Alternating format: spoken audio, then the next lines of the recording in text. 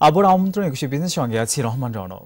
দর্শক, দেশে ব্যবসা বাণিজ্য অর্থনীতি শেয়ার বাজারের সর্বশেষ তথ্য গ্রাফিক্স পদ্ধতিতে পরিবেশন করছে একুশে বিজনেস। দর্শক, আপনারা জানেন ঢাকা ও চিটাগং স্টক এক্সচেঞ্জ আমার দুজন প্রতিনিধি রয়েছেন। ডিএসিতে আছেন রাজিউর রহমান, সিএসিতে আছেন মহিমা পলি। ধন্যবাদ রহমান রণ আপনাকে। দিনের শুরুটা কিছুটা পজিটিভ ট্রেন্ডের মধ্য দিয়ে হলেও লেনদেনের 1 ঘন্টা অতিবাহিত হয়ে যাওয়ার পরে এই মুহূর্তে কিছুটা মিশ্র প্রবণতার মধ্য দিয়ে লেনদেন চলছে ঢাকা স্টক এক্সচেঞ্জের আজকের দিনের লেনদেনে। আর এই মুহূর্তে ডিএসসির প্রধান ইন্ডেক্সটি 2 পয়েন্ট কমে অবস্থান করছে 5842 পয়েন্টে এবং 30 ইন্ডেক্সটি এই মুহূর্তে 2 পয়েন্ট বেড়েছে এবং অবস্থান করছে 2135 পয়েন্টে। আর এই মুহূর্তে লেনদেনের পরিমাণ ছাড়িয়েছে 320 কোটি টাকার বেশি। আর লেনদেন হওয়া প্রতিষ্ঠান এবং মিউচুয়াল ফান্ডগুলোর মধ্যে বেশিরভাগেরই দর হারিয়ে লেনদেন হচ্ছে। এই মুহূর্তে 137টি প্রতিষ্ঠানের দর হারিয়েছে, দর বৃদ্ধি পেয়েছে 103টির এবং 54টি প্রতিষ্ঠানের দর অপরিবর্তিত অবস্থায় রয়েছে। আর টপ রেটের তালিকায় যে প্রতিষ্ঠানগুলো রয়েছে তাদের মধ্যে প্রথমেই রয়েছে কনফিডেন্স সিমেন্ট, সিমটেক্স অবস্থান করছে দ্বিতীয় অবস্থানে এবং পরবর্তী অবস্থানগুলোতে রয়েছে বিবিএস, ইফাদ অটোস, কেয়া কসমেটিক্স, ফরচুন, রয়েছে ডোরিন পাওয়ার এবং জেনারেশন নেক্সট। আর শতাংশের দিক থেকে সবচেয়ে বেশি দর বৃদ্ধি পাওয়া প্রতিষ্ঠানগুলোর মধ্যে প্রথমেই রয়েছে ঢাকা ডাইং, দ্বিতীয় অবস্থানে রয়েছে আইপিডিসি, পরবর্তী অবস্থানগুলোতে রয়েছে prime bank first mutual fund, national housing finance and investment limited, Simtex, BBS এবং দুলামিয়া কটন। অন্যদিকে শতাংশের দিক থেকে সবচেয়ে বেশি দর হারিয়ে যে প্রতিষ্ঠানগুলো টপ লুজার্সের তালিকায় রয়েছে তাদের মধ্যে প্রথমেই রয়েছে মেঘনা পেট ইন্ডাস্ট্রিজ, দ্বিতীয় অবস্থানে রয়েছে রিলায়েন্স ইন্স্যুরেন্স এবং পরবর্তী অবস্থানগুলোতে রয়েছে রহিমা ফুড, নুরানি, জেনারেশন নেক্সট, ডেল্টা স্পিনার্স এবং সিমটেক্স। তো এই ছিল আমার কাছে থাকা ঢাকা স্টক এক্সচেঞ্জের এই মুহূর্তের খবরাখবর। এখন চিটাগং স্টক এক্সচেঞ্জের এই মুহূর্তের খবরাখবর জানতে চলে যাচ্ছি সিএসি স্টুডিওতে, সেখানে রয়েছেন মহিমা পলি।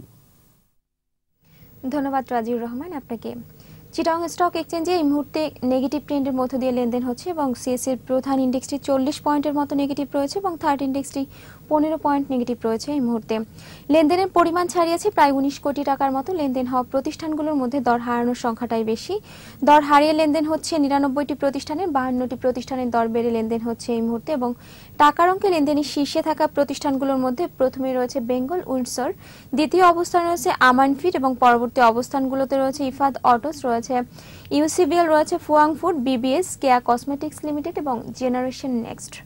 এছাড়া এই মুহূর্তে শতাংশের দিক থেকে সবচেয়ে বেশি দর বেড়েছে আইসিবি সোনালী ফার্স্ট মিউচুয়াল ফান্ডের, দ্বিতীয় অবস্থানে রয়েছে ঢাকা ডাইং এবং মতিন স্পিনিং রয়েছে টপ গেইনার্সের তালিকায় তৃতীয় অবস্থানে। অন্যদিকে টপ লুজার্সের তালিকায় থাকা প্রতিষ্ঠানগুলোর মধ্যে প্রথমেই রয়েছে city general insurance, continental insurance রয়েছে দ্বিতীয় অবস্থানে, ট্রাস্ট ব্যাংক এবং নুরানি ডাইং রয়েছে তৃতীয় এবং চতুর্থ অবস্থানে টপ লুজার্সের তালিকায়। তো এই ছিল আমার কাছে থাকা চিটাগং স্টক এক্সচেঞ্জের এই মুহূর্তে লেনদেনের সর্বশেষ খবরাখবর। পলিও রাজুর আপনাদেরকে অনেক ধন্যবাদ। এবার দেখে নিচ্ছি দেশের পুঁজিবাজারে কিছু টুকরো খবর নিয়ে শেয়ার বাজার ফ্ল্যাশ। পুঁজিবাজারে তালিকাভুক্ত প্রতিষ্ঠান বার্জার পেন্টস বাংলাদেশ লিমিটেডের প্রথম প্রান্তিকের অনিরীক্ষিত আর্থিক প্রতিবেদন প্রকাশ করেছে। এ সময় কোম্পানিটির শেয়ার প্রতি আয় বা ইপিএস এসেছে 18 টাকা 40 পয়সা। আগের বছরের একই সময়ে ইপিএস ছিল 22 টাকা 52 পয়সা। শেয়ারের অস্বাভাবিক দরবৃদ্ধির পেছনে অপ্রকাশিত মূল্য সংবেদনশীল কোনো তথ্য নেই বলে জানিয়েছে Dulamia cotton, Saiham cotton, united power, peoples leasing ও Rahima food limited. Dhaka stock এক্সচেঞ্জে জিজ্ঞাসার প্রেক্ষিতে কোম্পানিগুলো এই জবাব দেয়। পুঁজিবাজারে তালিকাভুক্ত প্রতিষ্ঠান Marico Bangladesh limited, federal insurance ও এনসিসি ব্যাংক লিমিটেডের বার্ষিক সাধারণ সভা বা এজিএম অনুষ্ঠিত হচ্ছে আজ। ন্যাশনাল লাইফ ইন্স্যুরেন্স কোম্পানি লিমিটেডের পরিচালনা পর্ষদের সভা অনুষ্ঠিত হবে আজ 17 জুলাই। সভায় 31 ডিসেম্বর 2016 সমাপ্ত বছরের নিরীক্ষিত আর্থিক প্রতিবেদন পর্যালোচনা করা হবে। রূপালী লাইফ ইন্স্যুরেন্স কোম্পানি লিমিটেডের পরিচালনা পর্ষদের সভা অনুষ্ঠিত হবে আগামী 19 জুলাই। সভায় 31 ডিসেম্বর 2016 সমাপ্ত বছরের নিরীক্ষিত আর্থিক প্রতিবেদন পর্যালোচনা করা হবে। আরএকে সিরামিক্স বাংলাদেশ লিমিটেডের এক প্রাতিষ্ঠানিক উদ্যোক্তা 30 লাখ শেয়ার বিক্রির ঘোষণা দিয়েছেন। 30 কার্যদিবসের মধ্যে পাবলিক ও ব্লক মার্কেটে এই শেয়ার বিক্রি হবে।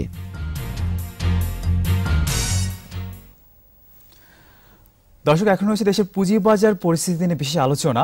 এই আলোচনার জন্য আমাদের সাথে রয়েছেন পুঁজিবাজার বিশ্লেষক অ্যাডভোকেট হাসান মাহমুদ বিপ্লব। দর্শক, আপনারা আমাদের সাথে আলোচনায় যোগ দিতে পারেন 8189925 ও 8189926 নম্বরে ফোন করে। আপনাকে স্বাগত একুশে বিজনেস। আপনাকেও স্বাগত। সূচকের মনস্তাত্ত্বিক একটি ব্যারিয়ার থেকে বের হয়ে আমরা দেখতে পাচ্ছি সূচক তার সর্বোচ্চ অবস্থান করছে এবং 4.5 মাসের মধ্যে লেনদেনও কিন্তু সর্বোচ্চ অবস্থানে। তো ওভারঅল পুঁজিবাজারকে আপনি কেমন দেখছেন এবং ভবিষ্যৎ কি প্রত্যাশা করেন? আমাদের পুঁজিবাজার 10 সালের যে ধস হয়েছিল তারপর থেকে দীর্ঘদিন খারাপ থাকার পরে এই গত নভেম্বর থেকে গত বছরের আস্তে আস্তে বাজার একটা মানে সুস্থির এবং পজিটিভ দিকে মোড় নতুন নিয়েছে করে একটা গতি পেয়েছে। এবং বিশেষ করে ঈদের পরে আবার বাজার, ঈদের আগে মাসখানেক একটু বাজার কারেকশনে ছিল, তারপর বাজার আবার উঠে আসছে। বাজারের সবচেয়ে ভালো দিকটা হচ্ছে বাজারের টার্নওভার ভালো, সেই সাথে সাথে যেগুলি লার্জ ক্যাপ কোম্পানি যেমন ধরেন গ্রামীণ ফোন, বিএটিবিসি বা ব্যাংকিং শেয়ার, এগুলির অনেকগুলির প্রাইস বাড়ার পরেও দেখা গেছে যে সেগুলি প্রাইসটা সাস্টেইন করতে পেরেছে, মানে বেড়ে আবার কমেনি। এবং এই ধরনের শেয়ারে যখন গেইন হয়, যেমন ধরেন গ্রামীণ ফোন প্রায় দেখা গেছে যে ফেব্রুয়ারির ডিভিডেন্ড থেকে জুলাইয়ের ডিভিডেন্ডের মধ্যে প্রায় 100 টাকার মতো গেইন করেছে। এবং আমরা দেখতে পাচ্ছি ফরেন বিনিয়োগ এবং প্রাতিষ্ঠানিক বিনিয়োগকারীরাও সক্রিয়, ক্ষুদ্র বিনিয়োগকারীরাও সক্রিয় আছে। এর মাঝে কিছু ছোট শেয়ারের বা একদম ক্ষুদ্র পেইড অ্যাপের বা দুর্বল কোম্পানিও বেড়েছে, কারণ যেহেতু বাজারে টাকার ফ্লো আছে। তো বাজারের আসলে সত্যিকার অর্থে দেখা যাচ্ছে যে আমাদের বাজার এখন যে পর্যায়ে আছে, সামনে এক বছরের মধ্যে ইলেকশন এবং অন্যান্য জিনিস নিয়ে সঞ্চয়পত্রের সুদের হার কমানোর ফলে এফডিআর রেট কমে গেছে। তো আমার ধারণা বাজার একটা পজিটিভ দিকেই থাকবে। আচ্ছা আচ্ছা, আপনি গ্রামীণ ফোনের কথা বলছিলেন যে সেখানে আমরা জানি ইপিএস ভালো আসছে এবং তার একটা প্রভাব পড়ছে। তো আমি যেটা জানতে চাচ্ছি যে আসলে এরকম কোম্পানির শেয়ারে আমরা যখন দেখি যে ভালো মানে ইপিএস আসে, এটা মানুষ বিশ্বাস করে, সকল পক্ষে বিশ্বাস করে, কিন্তু অন্য অনেক কোম্পানি যেটার প্রতি আসলে মানুষের বিশ্বাসটা কিন্তু নাই, সে বিষয়ে আপনি কি বলবেন? আসলে সত্যিকার অর্থে আমাদের দেশের কিছু লোকাল কোম্পানি আছে যারা ভালো, স্কয়ার গ্রুপ, আপনার ধরেন রেনেটা বা কিছু কিছু গ্রুপের কোম্পানির শেয়ারে মানুষের বিশ্বাস আছে। আর ফরেন সবগুলোই আমরা জানি যে ফরেন গভর্নমেন্ট এগুলি অ্যাকাউন্টসগুলি অন্তত নিরপেক্ষ হয়। কিন্তু অন্য অন্য ক্ষেত্রে দেখা গেছে যে কোনো এক বছর খুব বেশি আয়, আপনি 5 বছরের ধারাবাহিকতা না থাকলে তার মানুষের মনে বিশ্বাসটা স্বাভাবিকভাবেই জন্মায় না। তো এখন যেহেতু লার্জ ক্যাপের বাজারে একটা চাহিদা তৈরি হয়েছে, এই সময় গভর্নমেন্ট, বিশেষ করে গভর্নমেন্টের হাতে থাকা ইউনিলিভার যেটি খুব ভালো লভ্যাংশ দেয়, এটি গভর্নমেন্ট কিংবা ফরেনার কেউ ছাড়তে রাজি না। আমার কথা হচ্ছে 100%-এর মধ্যে মাত্র 10% ছেড়ে দিলে কিন্তু এটি বাংলাদেশের ইমেজের জন্য ভালো হয় পুঁজিবাজারের, এবং বাজারে একটা বিশাল অঙ্কের চাহিদাও পূরণ করে। এছাড়া গভর্নমেন্টের যে 26টি কোম্পানির মধ্যে যেই কোম্পানিগুলি লাভজনক, এখন সময় এসেছে তার 2-3টা কিন্তু আসলে বাজারে ছাড়ার সময়। কারণ যদি দেখা যায় যে আরও ধরেন যদি সঞ্চয়পত্রের সুদও আবার কমিয়ে দেওয়া হয়, এখন পর্যন্ত তো এফডিআর কমে এসেছে অনেক, তখন হবে কি বাজারে প্রচুর টাকা ঢুকবে। এই টাইমে যদি আপনি সাপ্লাই বেসটা ভালো না থাকে, তাহলে এখন সাপ্লাই আসছে, একদম আসছে না যে কিছু কোম্পানি লিস্টেড হচ্ছে মানে আইপিওর মাধ্যমে, কিন্তু এগুলি খুবই ক্ষুদ্র ক্যাপিটাল, এগুলি দিয়ে আসলে বৃহৎ টাকা জোগায়, তখন কিন্তু আবার বাজারে বাবল হওয়ার সম্ভাবনা থাকে। কিন্তু আপনি যদি, কারণ আমাদের বাজারে কিন্তু আসলে এখন যেমন ধরেন ইন্ডিয়ার বাজার যে লেভেলে চলে গেছে 25,000 26,000, আসলে ইন্ডেক্সটা কোনো বড় ব্যাপার না। ব্যাপারটা হচ্ছে যে কোন কোম্পানি বাড়ছে এবং যৌক্তিক, এই যে যেমন গ্রামীণ ফোন বাড়লে ইন্ডেক্স বাড়ে, বিএটিবিসি বাড়লে বাড়ে বা ব্যাংকগুলি বাড়লে বাড়ে। এখন যৌক্তিক কারণেই তাদের ডিভিডেন্ড ইল্ড ভালো, তাদের গ্রোথ হয়েছে, আর্নিং ভালো হয়েছে, বেড়েছে, এগুলির দ্বারা যদি ইন্ডেক্সের বৃদ্ধি হয় তো আতঙ্কিত হওয়ার কিছু নাই। আর ক্ষুদ্র কোম্পানি ধরেন অনেকগুলো দেখা গেছে দ্বিগুণ তিনগুণ হয়েছে, কিন্তু ওগুলি আসলে ইন্ডেক্সের প্রভাব পড়ে না। মানে সত্যিকার অর্থে যদি বাজার সুস্থির গতিতে, এবং আপনি দেখবেন ফরেনাররা সর্বোচ্চ পরিমাণের বিনিয়োগ করেছে, যে লাস্ট যে জুন যদি আমরা ক্লোজিং ধরি, ইয়ার টু ইয়ারে প্রায় 24%, এবং প্রাতিষ্ঠানিক বিনিয়োগকারীরা, তার মানে বাজারে কিন্তু এই আস্থাটা ফিরে এসেছে। তো এখন পাবলিকের আস্থা সবার শেষে ফেরে, এটা স্বাভাবিক ব্যাপার, কারণ তারা 10 সালে যে পরিমাণ ক্ষতিগ্রস্ত হয়েছিলেন, আস্থা ফিরলেও তাদের হয়তো অনেকের হাতে ক্যাপিটাল নেই, তারা পুনরায় বিনিয়োগ করতে পারেন না, এই সমস্যাগুলো আছে। আচ্ছা, আমাদের একটি ফোন আছে, ফোনটি নিয়ে আসি। হ্যালো দর্শক, আপনার নাম বলে প্রশ্ন করুন। হ্যালো, আসসালামু আলাইকুম। ওয়ালাইকুম আসসালাম। হ্যালো, হ্যাঁ শুনতে পাচ্ছি। যে আমি একটু ইউনিট শেয়ার নিয়ে একটু কথা বলতে চাচ্ছিলাম। আচ্ছা আপনি বলেন, আমরা একটি স্পেসিফিক কোম্পানি আসলে কথা বলি না আমরা, তারপরেও একটু যদি কাইন্ডলি বলতেন। আমাদের তো অনেক টাকা মনে করেন অলরেডি, মানে মার্কেটে তো এখনো মনে করেন কোনো নিশ্চয়তা পাচ্ছি না। আমরা বুঝতে পারছি, আপনাকে অনেক ধন্যবাদ। আচ্ছা, আমি যেটা বলছি, আমি ওই ব্যক্তি স্টকটি না বলে সারা পৃথিবীতেই এয়ারলাইন্সের ব্যবসা কিন্তু খুবই ঝুঁকিপূর্ণ। আপনি যদি ইন্ডিয়ান স্টক মার্কেটে যেগুলো লিস্টেড আছে জেটিআর 22-এ, এয়ারলাইন্সের ব্যবসা কিন্তু খুবই প্রতিযোগিতামূলক, এবং দেখা যাচ্ছে যে লাভ খুব কম থাকে। এবং দেখা গেছে যে ইউনাইটেড এয়ারটা বাংলাদেশে আরও কয়েকটা অভ্যন্তরীণ রুট এবং আন্তর্জাতিক রুটে আরও কিছু বিমান যুক্ত হয়েছে। তো যুক্ত হওয়ার পর দেখা গেছে যে তাদের সে পরিমাণ আসলে তার সিভিল এভিয়েশনের কাছেও প্রচুর পাওনা আছে। তো এই ধরনের যখন বিমান কোম্পানিতে বিনিয়োগ করার, আপনাকে বিনিয়োগ করার আগে কিন্তু একটু ফাইন্যান্সিয়ালটা দেখতে হবে যে আসলে এর নেট প্রফিট মার্জিন কেমন বা আমি কি ডিভিডেন্ড পাচ্ছি। এই জিনিসটা যদি না দেখে তাহলে অনেক সময় দেখা যাচ্ছে যে সেই সব কোম্পানিতে মানুষের ক্ষতি হতে পারে। স্পন্সর পোর্শনও কিন্তু অনেক কম। স্পন্সর পোর্শন কম কারণ হচ্ছে জিনিসগুলি হচ্ছে বিমান এয়ারলাইন্সে প্রচুর টাকা, একটা বিমানের যে দাম আপনি ধরেন যদি 4-5টা বিমান নিয়েও আপনার চালনা করতে প্রচুর টাকা লাগে। তো সেক্ষেত্রে দেখা যাচ্ছে স্পন্সর পোর্শন কম হচ্ছে, তারা ওই কখনো রাইড দিয়ে কখনো আপনার প্রেফারেন্সিয়াল ইস্যু দিয়ে আপনার এই বিমানগুলি কেনার জন্যই হয়। স্পন্সরদের এয়ারলাইন্স খুব একটা বেশি হোল্ডিং সারা ওয়ার্ল্ডে কোনো দেশেই থাকে না, কারণ স্পন্সরদেরও একটা জিনিস বুঝতে হবে। স্পন্সর ধরেন একই কোম্পানি অনেকগুলো জায়গায় বিনিয়োগ করে, যে দেখবেন যে ধরেন একটা বড় গ্রুপ তার যদি ফার্মাসিউটিক্যাল কোম্পানিটা টপমোস্ট হয় দেশের, তো সেখানে তার ধরেন 70% স্পন্সর হোল্ডিং থাকে। দেখা যাচ্ছে যে সেই একই গ্রুপের অন্য একটা কোম্পানি যেটি অত লাভজনক না, স্পন্সরও তো তারাও তো বিনিয়োগের চিন্তা, তারাও তো প্রফিটের চিন্তা। তার বেস্ট কোম্পানির আপনি একটা কোম্পানি ধরেন গ্রামীণ ফোন স্পন্সররা 90% দখল করে আছে, বা ধরেন যে কোনো মাল্টিন্যাশনাল কোম্পানিতে দেখবেন বার্জারে 95%। মানে আপনি যে কোনো কোম্পানি সেটি লোকাল হোক বা ফরেন হোক, যখন দেখবেন স্পন্সরের পোর্শন বেশি, এটিও কিন্তু বিনিয়োগ করার একটি ক্রাইটেরিয়া। তখন বুঝবেন যে স্পন্সর পোর্শন বেশি রাখবে কেন, কারণ যেটি লাভ খুব ভালো কোম্পানির তো খুব বেশি শেয়ার তারা ছাড়বে না, যতটুকু ছাড়লে রেগুলেটরি রেফেয়ার্সটা কন্ট্রোল হয় প্লাস ট্যাক্সে বেনিফিট পায় ততটুকু। কারণ দিন শেষে তো সেটিতে তার ওয়েলথও বাড়ছে, ডিভিডেন্ড পে আউটও হচ্ছে। দেখা গেছে দুর্বল কোম্পানির ক্ষেত্রে কিন্তু স্পন্সর পোর্শনটা আসলে কম থাকে। একদম। তো পুঁজিবাজার আরো কথা বলবো, ছোট একটা বিরতি নিয়ে আসে। দর্শক এবার নিচ্ছি একটা বিরতি, ফিরে আসবো একটু পরে, আমাদের সঙ্গেই থাকুন।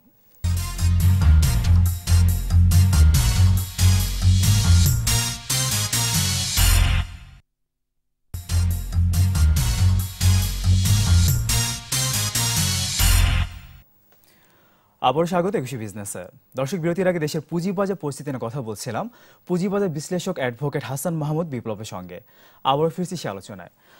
বিরতির আগে আমরা কথা বলছিলাম লার্জ ক্যাপ নিয়ে। তো লার্জ ক্যাপ আসলে বাড়লে তো আসলে বিদেশি বিনিয়োগও বাড়বে। তো এখন আমি যেটা জানতে চাচ্ছি, গত অর্থ বছরে বিদেশি বিনিয়োগ কিন্তু প্রায় 24% বেড়েছে আগের বছরের তুলনায়। তো ঠিক এই মুহূর্তে আসলে কি প্রত্যাশা করছেন আসলে বিদেশি বিনিয়োগ নিয়ে? বিদেশি বিনিয়োগকারীরা ধরেন যেগুলিতে বিনিয়োগ করেছে, এখন তো ডিএসসির আপনার ওয়েবসাইটে আমরা দেখি, যেমন বিএটিবিসিতে 15% তাদের বিনিয়োগ আছে, অলিম্পিকে সর্বোচ্চ বিনিয়োগ প্রায় 39%, তারপরে ডেল্টা ব্র্যাকে 35%, তারপরে আপনি যদি ধরেন মানে যেসব ব্র্যাক ব্যাংকে একটা হিউজ পোর্শন 30%-এর উপরে বিনিয়োগ আছে, নতুন করে আবার বিনিয়োগ করছে। এই বিনিয়োগগুলি তারা কিন্তু 2012, 13, 14 যখন মার্কেট খারাপ ছিল তখন প্রচুর বিনিয়োগ করেছে।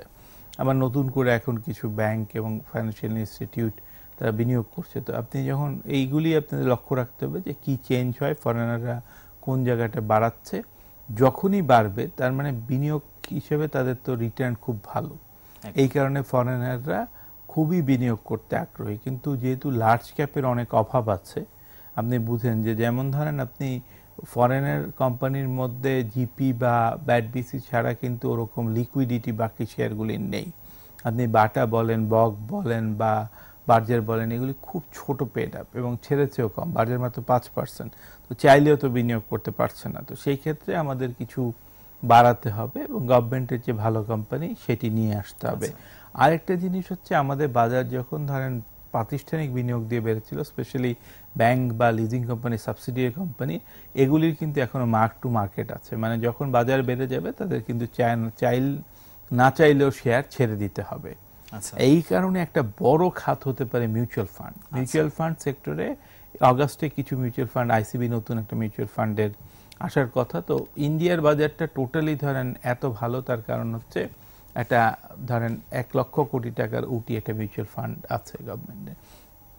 মিউচুয়াল ফান্ড সেক্টরটাকে প্রায় ধ্বংস করে দেওয়া হয়েছিল। এর একটি বড় কারণ ছিল হচ্ছে এইটিতে ROI যেটি দেওয়ার কথা, তো একটা পাবলিক জনমত নেওয়া হয়েছে যে ক্লোজ এন্ড মিউচুয়াল ফান্ডের বোনাসের সিস্টেমটা থাকবে না। এবং দেখা যাচ্ছে যে কিছু ধরেন NLI south east bank mutual fund এইটা যারা ম্যানেজ করে, বা ধরেন কিছু LR গ্লোবাল বা আপনার এশিয়ান টাইগার যারা ক্যাশ ডিভিডেন্ড দেয়, তো এখন হবে কি বন্ডে তো খুবই কম, তো মিউচুয়াল ফান্ডে কিন্তু একটা বড় ধরনের একটা প্রভাব আসবে। যখন এই মিউচুয়াল ফান্ডগুলি ভালো করবে তখন কিন্তু বিনিয়োগকারীরা আবার ধরেন একটা ফেস ভ্যালু থেকে যখন একটা মিউচুয়াল ফান্ড 50% বা দ্বিগুণে অবস্থান করবে, তখন অনেক বিনিয়োগকারী IPO-তে মিউচুয়াল ফান্ডের দিকে ঝুঁকবে।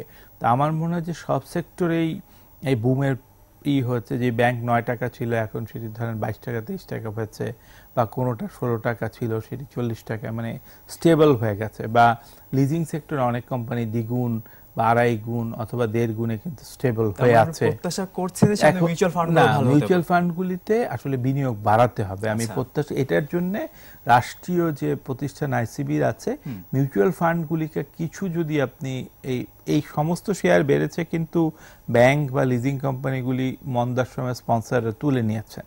তো ঠিক এরকম প্রাতিষ্ঠানিক বিনিয়োগকারী যদি মিউচুয়াল ফান্ডের একটা বড় অংশ কিন্তু দেখবেন এখন, আগে যেগুলি পাবলিকের হাতে ছিল এখন অনেক মিউচুয়াল ফান্ডের 70% 80% এমনকি 90% পর্যন্ত প্রাতিষ্ঠানিক বিনিয়োগকারীদের আছে। এখন এইটির যখন দাম বাড়বে, বিনিয়োগকারী কোন সেক্টরে, এখন ধরুন টেক্সটাইলে কিন্তু প্রচুর বিনিয়োগ হচ্ছে, এখন আমাদের ক্ষুদ্র বিনিয়োগকারীরা করছে, কারণ টেক্সটাইল ফিল্ড কিন্তু ভালো রিটার্ন দিয়েছে।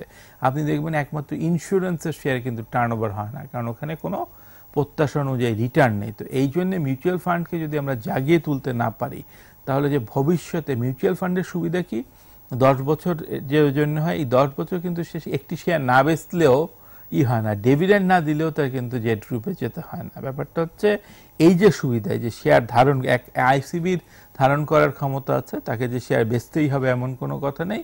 বিকল্প টুল হচ্ছে মিউচুয়াল ফান্ড, কিন্তু বাংলাদেশে মিউচুয়াল ফান্ডের পার্সেন্টেজটা বাজার 3 লক্ষ কোটি টাকার বাজারের তুলনায় মিউচুয়াল ফান্ড অত্যন্ত ক্ষুদ্র। এটা বাড়াবার জন্য হবে কি, এক্সিস্টিং গুলোকে যদি আপনি পজিটিভ তৈরি করতে পারেন, তাহলে আর হচ্ছে 1 মিনিট বলে রাখি, আরেকটা গ্রুপ আসলে ROI দেয়। আমরা আশা করবো এই বছর থেকে যাতে কোনো মিউচুয়াল ফান্ডে আসলে ROI না দেয়, যতটুকু হোক 5%, কোনোটা 10%, যার যা সামর্থ্য সেই অনুযায়ী যাতে ক্যাশ ডিভিডেন্ডটা দেয়। আর ফোন আছে, ফোন নিয়ে আসি। হ্যালো দর্শক, আপনার নাম বলে প্রশ্ন করুন। হ্যালো হ্যালো, হ্যাঁ শুনতে পাচ্ছি। হ্যালো, হ্যাঁ শুনতে পাচ্ছি, প্রশ্নটি করুন। আমার অতিথির কাছে বিপ্লব ভাইয়ের কাছে দুটো প্রশ্ন আছে। হ্যাঁ, এটা হচ্ছে মোটামুটি তো শেয়ার বাজার বহুত চলছে এই অবস্থায়, কিন্তু কিছুদিন পরে তো বাংলাদেশ ব্যাংক মুদ্রা নীতি হিসাব ঘোষণা করবে, এই ক্ষেত্রে নাকি বাজারটা আবার ব্যাক হয়ে যায়, একটা প্রশ্ন এটা। আর সেকেন্ড হচ্ছে আমি একটু বেলিজিং সম্বন্ধে জানতে চাই, আর IFIC ব্যাংক সম্বন্ধে জানতে চাই, এই দুটা। আপনাকে অনেক ধন্যবাদ। আর একটু ফোন আছে, ফোনটা নিয়ে আসি। জি হ্যালো দর্শক, আপনার নাম বলে প্রশ্ন করুন। হ্যালো, আমি হাবিব বলছিলাম জামালপুর থেকে। হ্যাঁ শুনতে পাচ্ছি, বলেন। আমার দুটো প্রশ্ন ছিল, যে একটা হলো যে আমি শেয়ার বাজার বুঝি না, জাস্ট বোঝার জন্য যে ফান্ডামেন্টাল শেয়ার বলা হয়, কেন ফান্ডামেন্টাল বলা হয়। আরেকটা জিনিস দেখতে পাই যে অনেক কোম্পানি এই ক্যাপিটাল তারা গ্রো করার পরে দেখা যায় কোম্পানিটা সে আর থাকে না। যেমন আমি উদাহরণস্বরূপ বলতে পারি ইউনাইটেড এয়ারের কার্যক্রম বর্তমানে আমাদের দেশে নাই। এই যে শেয়ার হোল্ডার গুলো আছে তাদের কি হবে, তাদের জন্য কি করণীয়? আচ্ছা, আপনাকে অনেক ধন্যবাদ। প্রথম কোশ্চেনে বলা হচ্ছিল আসলে সামনে মনিটারি পলিসি, আমি আপনাকে বলছি যে এইটি নিয়ে উদ্বিগ্ন হওয়ার একটা বড় কারণ নেই। কারণ হচ্ছে এটি কিন্তু শেয়ার বাজারের জন্য বলছি না, কারণ সামনে 18 সালে ইলেকশন।